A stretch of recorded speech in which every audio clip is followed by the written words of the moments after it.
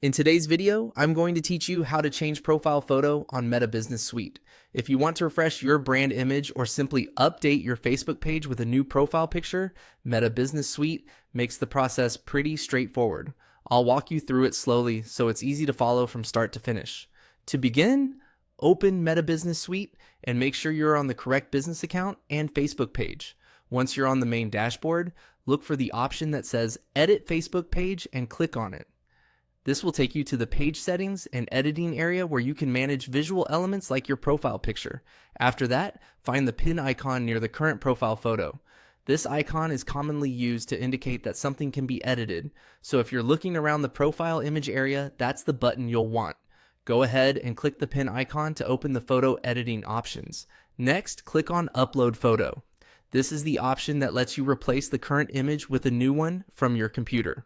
Once you click it, a file browser window will appear so you can choose the image you want to use.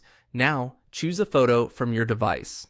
It's a good idea to select an image that's clear, high quality, and easy to recognize, especially since profile photos are often displayed in a small circular format.